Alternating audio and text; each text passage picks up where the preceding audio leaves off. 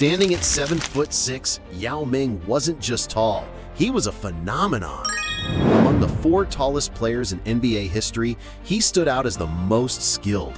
With a soft shooting touch, smooth passing, and a jumper no one could block, Yao became a superstar.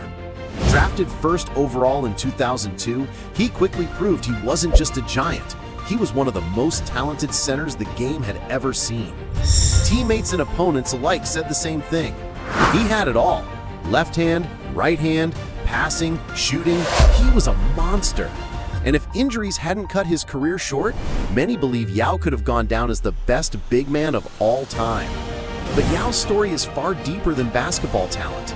It began long before his name was ever called on draft night. Both of his parents were basketball stars in China, but under communist rule, their marriage wasn't just love, it was arranged.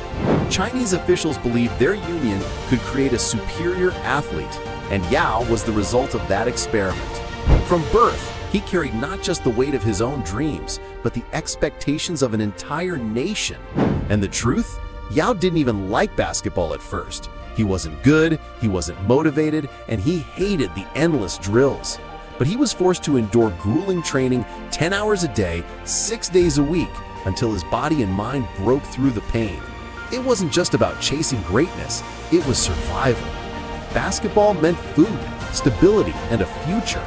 Slowly, the boy who resented the game turned into the man who dominated it. This is the story of Yao Ming, a legend born from persistence, pressure, and the fight to overcome a system that tried to shape him before he could shape himself. In 1965, Yao's mother, Fang Fengdi, known as Dafang, was taken to an elite sports training center that would control her life for the next 5 years. She had no interest in basketball, but standing at 6'2", 6 inches taller than the average Chinese man, she was chosen by Shanghai officials to become their next sports project. For Dafang, basketball was an escape from poverty, but it came with a brutal price. She trained 8 to 10 hours a day, year-round in freezing gyms during winter and suffocating heat in summer. Coaches forced her and other players to compete through sickness and injuries, all under the communist belief that suffering built revolutionary spirit. Her size and toughness made her a dominant center, eventually leading her to captain the Chinese national team and win gold at the Asian 1976 Championship. But the toll was heavy. Injuries piled up, and by 1978, she begged to retire. Under the regime, though, athletes couldn't just walk away. To be released from duty, she was ordered to produce the next generation of talent. Marriage and dating were forbidden until retirement or age 28, but officials had already picked her husband, Yao Zhiyuan, a 6'8" basketball player. They barely knew each other, yet neither had a choice. The state wanted them to create a superior athlete, and soon they married. In 1980, Dafang gave birth to a baby boy named Ming, meaning bright. From the start, Yao Ming was different. His body, his size, his destiny had all been designed before he could even walk. What no one knew then was that this child, born out of an experiment, would not only grow into one of the tallest and most unique players in basketball history, but also become a global icon who carried the weight of a nation on his shoulders.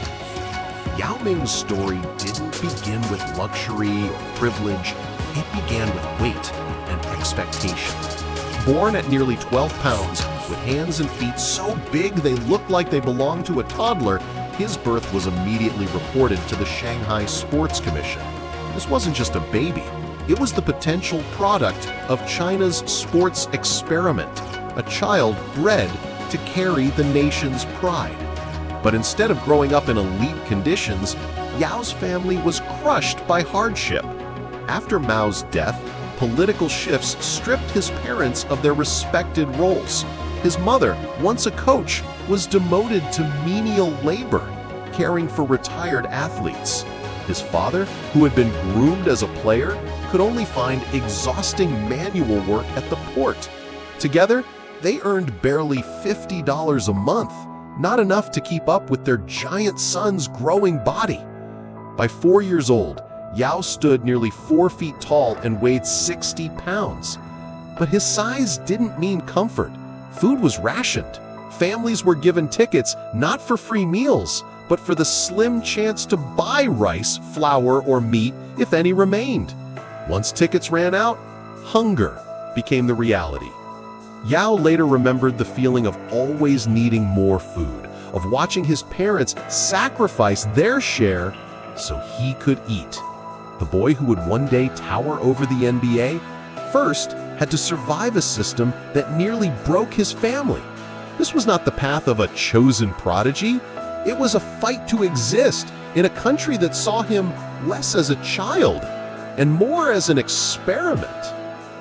By the age of 8, Yao Ming was already 5'7", towering over kids his age, and China quickly saw him as a national project.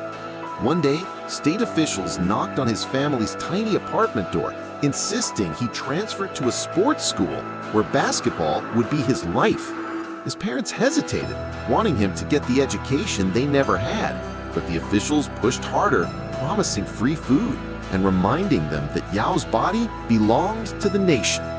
Yao dreamed of becoming an archaeologist, not a basketball player, but he respected his parents too much to say no. Surrounded by coaches who once trained his mom and dad, the pressure was impossible to escape. At the sports school, he was forced into grueling 6-day-a-week practices, whether he loved the game or not. It wasn't passion that drove him at first, it was duty, survival, and the weight of expectation. This was no ordinary childhood. This was the beginning of a legend created not by choice, but by design. At 9 years old, Yao Ming was sent to a sports academy where life felt like a machine. School from 8 to 2, then 3 hours of practice, homework, and sleep, while other kids had the freedom to play. Yao hated basketball. His size made him clumsy, and he was mocked by classmates. The training was brutal, with endless running until his feet burned, leaving him exhausted and ready to quit. But his father refused to let him give up, taking him to shoot at a rusty hoop above their apartment's bike garage, bribing him with small gifts for every basket. His mother pushed in her own way, reminding him of the responsibility he carried, the expectations placed on him by a country that saw him as more than just a boy. Between his father's encouragement, his mother's pressure, and the endless grind, Yao kept going. What began as resentment slowly turned into resilience. Yao wasn't born a legend. He was built through pain, sacrifice, and the relentless will to keep moving forward. When Yao's parents took him to see the Harlem Globetrotters, he finally saw basketball as fun. But by 12, his mother was tired of watching her son suffer through a sport he didn't love. She pulled him out of the harsh sports school and enrolled him in a top academic middle school, hoping he could live a normal life. His coach said she didn't care if he played again. Yet after 4 years of strict training, Yao's academic base was too weak. Despite his intelligence, he struggled badly in school, caught between studies he couldn't master and basketball he didn't yet love. At just 13 years old, Yao Ming stood 6'7", and China's sports authorities refused to let that size go to waste. With money tight, school difficult, and government pressure mounting, Yao left his parents' small apartment and moved into the Shanghai Sports Technology Institute. From that point on, his life stopped being normal. Coaches and scientists treated him like an experiment, pushing him through brutal training sessions that lasted up to 10 hours a day, 6 days a week. While other kids his age were hanging out with friends, Yao was running endless drills, lifting weights, and learning every detail of the game. His parents barely saw him. The work was harsh, almost military-like, and his body ached every night. But slowly, the awkward giant began to change. By 14, he was already 7'2", and the clumsy kid who once hated basketball was now developing a soft touch around the rim, a reliable jumper, and the strength to dominate anyone who tried to stop him. It wasn't natural talent alone. It was persistence, sacrifice, and years of being pushed to the limit that started to transform Yao into something far greater than anyone could have imagined. Yao Ming once said, My greatest strength is my height. Besides that, I'm young and I have energy, and I'm willing to learn. At first, that was all he had: raw size, youth, and curiosity. When he joined the Shanghai Sharks senior team, his numbers were modest, just 10 points and 8 rebounds per game. But even then, the whispers about the giant kid from China were spreading. Nike executives caught wind of him and sent people overseas to see if this 7-foot teenager could be the key to opening up an entire market. They convinced Chinese officials to let Yao attend a Nike junior camp in Paris in 1997. It was the first time Yao had ever left his country, and the trip changed everything. For the first time, he saw the world beyond China, and more importantly, he saw that basketball might actually be his way out. He returned home with confidence, and in his second season, his numbers jumped to 21 points and 13 rebounds. His free throws improved dramatically too, going from 48% to 70%. But then reality hit. He broke his left foot for the second time in just 12 games. At 7'6", his body was already under enormous strain, and doctors warned him his athleticism would suffer. He admitted later that his vertical dropped by about 6 inches after that injury.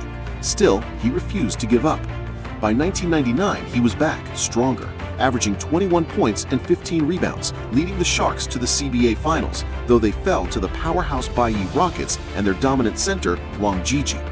That loss stung, but it lit a fire.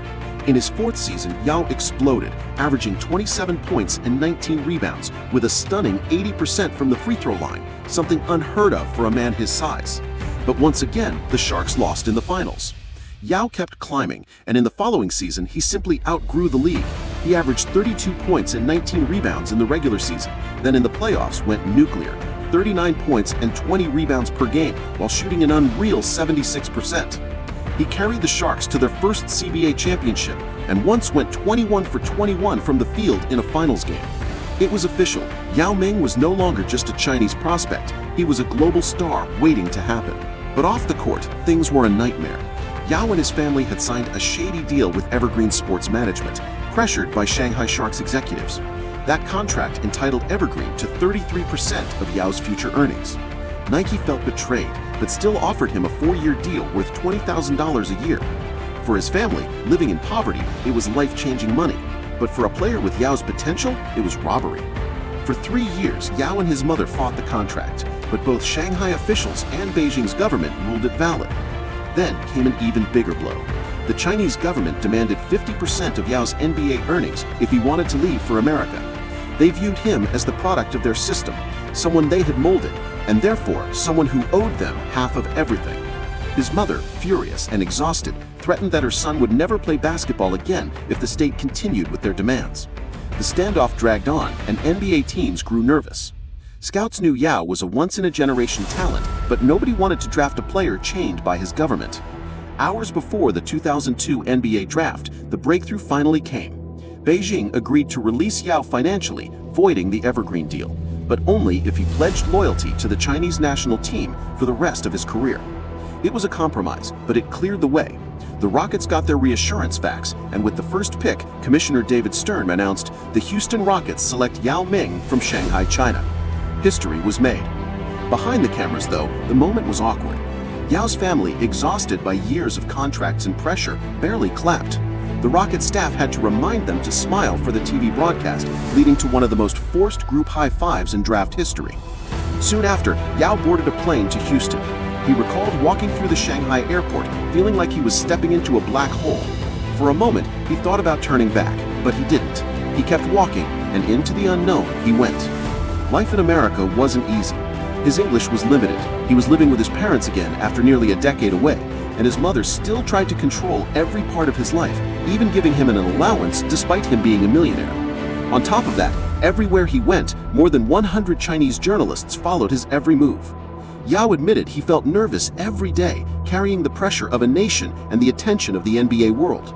And before he could even adjust, he had to honor his promise to China, playing in the 2002 FIBA World Championships instead of joining Rockets training camp. China went just 2-6, but Yao dominated individually, 21 points per game on 75% shooting, the second leading scorer and the top shot blocker of the entire tournament. Still, missing training camp hurt. When he finally debuted in the NBA, it was rough. He wasn't used to the speed, the strength, the trash talk. His first few games he looked lost, scoring 0 points in some appearances, and American fans were quick to mock him.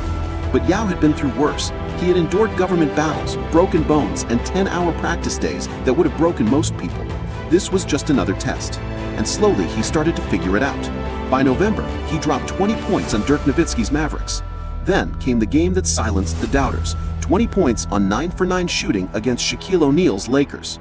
The giant from China wasn't just a novelty, he was for real. Yao Ming's story is more than just basketball. It's about pressure, sacrifice, and what happens when a human being is forced to carry the weight of 1 billion people on his shoulders. From being the product of a government experiment, to being mocked in his first NBA games, to standing toe-to-toe with Shaq and earning the world's respect, Yao proved he wasn't just tall, he was great. His career was cut short by injuries, but in the years he did play, he changed the game forever. He opened the door for global basketball, brought the NBA into every home in China, and became a symbol of hope for players who don't fit the mold. He wasn't just the great wall on defense, he was the bridge between cultures. And that's why, even though his numbers don't tell the full story, his legacy will always be bigger than stats. He showed us that greatness isn't always about how long you play, but the impact you leave behind. So here's the question. If Yao had stayed healthy, do you think he could have been the most dominant center of all time? Drop your thoughts in the comments. I'd love to hear what you think. And if you want more incredible NBA stories like this one, check out the next video on the channel. You won't want to miss it.